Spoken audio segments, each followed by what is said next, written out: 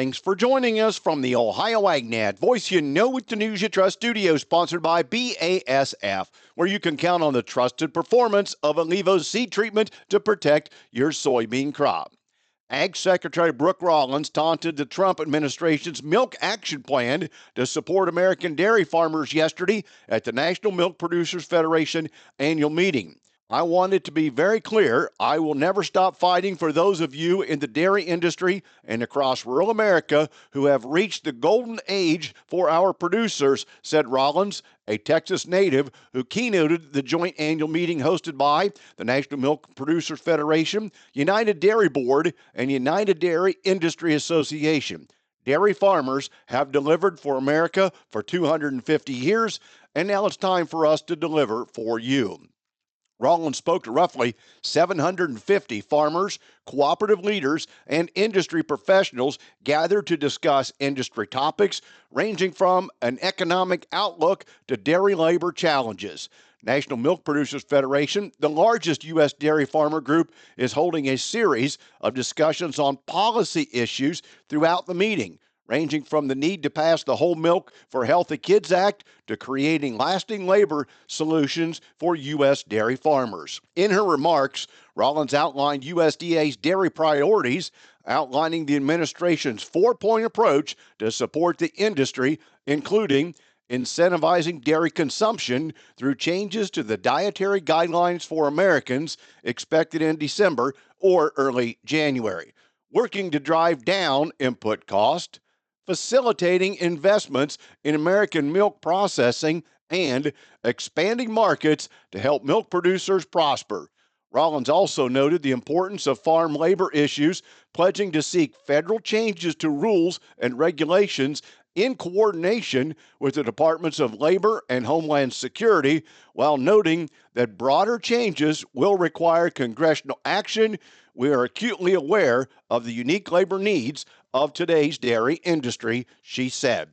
Today's weather brought to you by Seed Consultants. Simply better performance online at seedconsultants.com. Here's the forecast. Dry weather continues to dominate here in the nearby. I'm Chief Meteorologist Ryan Martin. Let's take a look at that Ohio Ag Weather Update. Winds have shifted to the west, and eventually they'll be fully southwest as we move from late today through tomorrow. That's going to open up a wide open dry window here. Good evaporation. If you saw the higher end of any precipitation earlier this week, you're going to be seeing the evaporation machine crank up quite nicely. Maybe some mud here to start, but with as dry as we were, moisture is going to be moving through our soil profile very, very quickly here. At this point, I am calling for no additional precipitation into the start of the weekend, and temperatures are going to be well above normal. Now, Sunday, we probably deal with some cloud cover sweeping through with a system passing by to our north, so not as much drying on Sunday, and then Monday of next week, we are partly sunny ahead of our next weather event. Hit and miss of scattered showers here next to Tuesday. I'm going to say upwards of a half an inch possible with about 60 to 70% coverage across the Buckeye State. We follow that up with not much happening Wednesday, and then later Thursday into Friday of next week, a monster low coming together. It's able to draw moisture right off the Gulf of Mexico. There's potential for some moderate to heavy rain moving through the entirety of the eastern Corn Belt next Thursday night, Friday. Potentially a 1 to 2 inch rain band in there somewhere if the system holds together as we see it right now. Behind that system, we turn much cooler as we get into the start of the week of Turkey Day. I'm meteorologist Ryan Martin. And thanks, Ryan. The continuing resolution will reopen the government immediately and extend funding for most federal agencies through January 30th of 2026. The bill, however, would fund USDA through the full fiscal year ending September 30th of 2026. Here's some of the USDA details. The Senate bill would fully fund USDA through the 2026 fiscal year. The bill also extends programs under the Agricultural Improvement Act of 2018, more commonly known as the 2018 Farm Bill, until at least September 30th of next year. That would give the House and Senate agricultural committees more time to try again to complete the rest of the Farm Bill.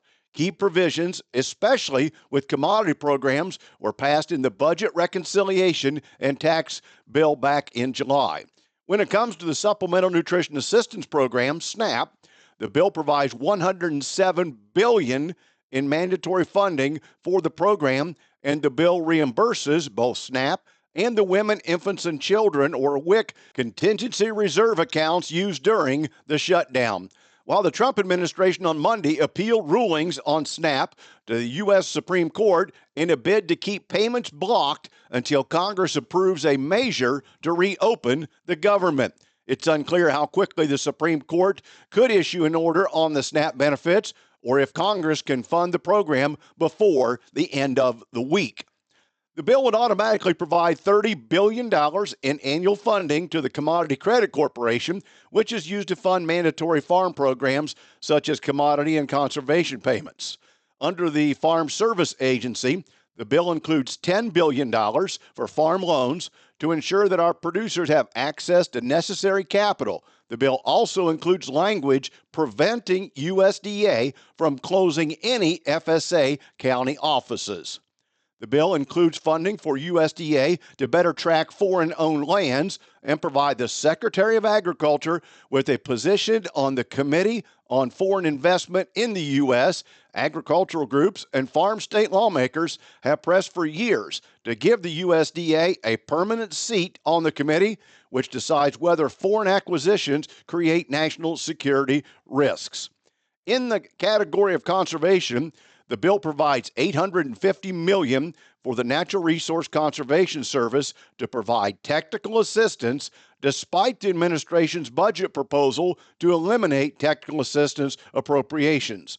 The bill decreases funding for offices and programs solely benefiting urban agriculture.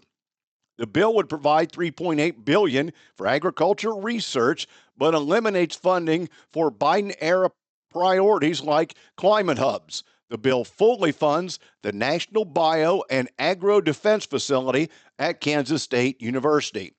Under the Animal and Plant Health Inspection Service, the bill includes $1.2 billion in funding. The funding includes provisions to deal with chronic wasting disease, New World screwworm, and avian influenza.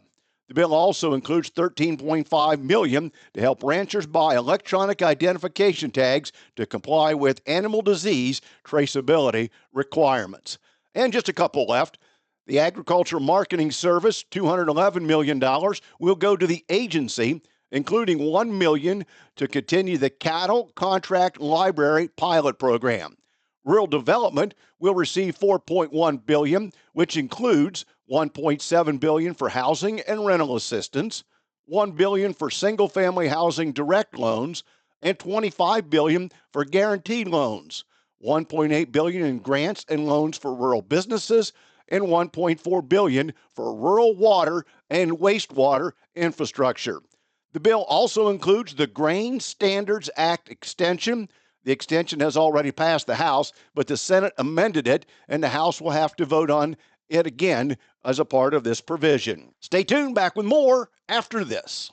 Attention construction pros. Purple Wave Auction brings quality equipment to your fingertips. Join our bi-weekly online auctions featuring dozers, excavators, loaders, and more. We provide detailed listings, photos, and seller contact info. Inspect online or in person. With our no reserve policy, every item sells to the highest bidder. Visit purplewave.com today and see why informed builders choose Purple Wave. Transparent processes, real deals. Your next great purchase awaits. purplewave.com. Did you know veterinarians touch our lives each day, whether we own a pet or not?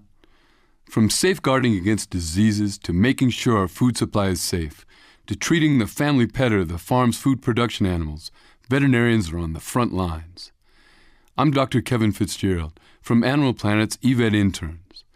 Veterinary medicine is more than you think. Learn more at avma.org. A public service message from the American Veterinary Medical Association and this station. This week, Heritage Cooperative announced plans to invest $11 million in a new state-of-the-art agronomy facility in Upper Sandusky, Ohio, designed to enhance service, efficiency, and product availability for area farmers. The project will consolidate two existing Heritage locations in Wyandotte County into one modern, high-capacity operation. The new 27-acre site will feature a 3,500-ton dry fertilizer building, fully automated liquid fertilizer system, 2 24/7 loadout bays, seed tender and warehouse, anhydrous ammonia storage, and a 5-bay service shop. The upgrades will expand speed, capacity, and precision across fertilizer blending and crop protection delivery, while the new seed treatment system improves product quality and enables the use of newer formulations entering the market. This project represents our commitment to local agriculture and to the long-term success of our member owners, said Jeremy Pennington, Regional Director at Heritage Cooperative. By consolidating operations in a modern, efficient facility, we can serve customers faster with enhanced safety and with the precision today's farming requires. Today's market analysis is brought to you by the Louis Dreyfus Company. Excited to be building the newest state-of-the-art soybean crush facility in Upper Sandusky, Ohio.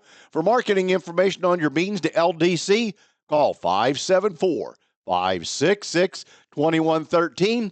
Here's Ryan Martin.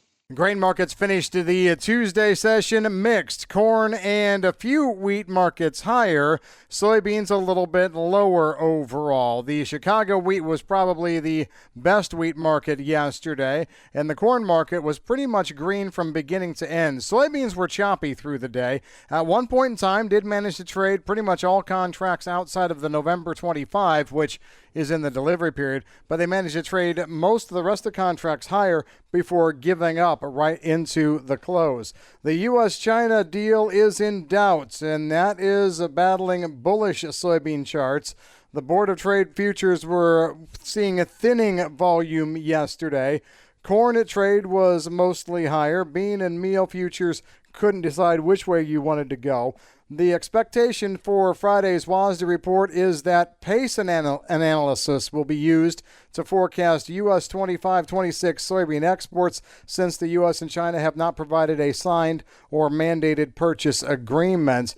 The U.S. has announced its version of a U.S.-China trade deal, but no confirmation is a bit concerning. The market also is quite skeptical of a deal until there's evidence of a signed agreement. Add to that the fact that Brazil and South American beans in general are significantly cheaper than beans out of the U.S. It's hard to get too super excited on the demand side. Cargill was a seller of an optional origin cargo of hard red winter milling wheat for $262.50 a metric ton. The wheat is assumed to be sourced from Argentina, with their FOB offers yesterday coming in at about $209 a metric ton. Record yields are being talked about in Argentina, with private estimates rising to 24 to 25 million metric tons. That's going to continue to weigh on the global wheat market. Brokers estimate that managed money purchased 2,400 contracts of corn yesterday, 1,600 of wheat, sold 3,100 contracts of soybeans. I'm Ryan Martin. And thanks, Ryan. Today's market's brought to you by Seed Consultants. Simply better performance online at seedconsultants.com. Overnight at the open, December corn up 1/4 cent at 4.32 1/4. March looking for a direction, still unchanged at 4.47, and May down 1/2 at 4.55 1/2. November soybeans looking for that same direction, unchanged at 11.13 1/4 cent. January's up 1.5 pennies at 11.28 3/4. March also up 1.5 pennies at 11.39 1/2 cents. On wheat, July new crop down 1 penny at 5.71 1/2. September down 1 at 5.84 1/2 cent. As we look to livestock at yesterday's close, December cattle down $1.35 at $227.20. February, $226.40, down 60. And April, down $1.15 at $225.82. Hogs were slightly mixed, with December down 42 cents at $82.35. February up 40 at $83.22. And April, $87.05, up 37. Feeder cattle had January up 32 cents at $329.15. March up a dime at $323.32. And April unchanged at $321.15. More ag news, videos, weather, and markets all online at ohioagnet.com. Thanks for joining us. I'm Dale Mignot. This is the Ohio AgNet.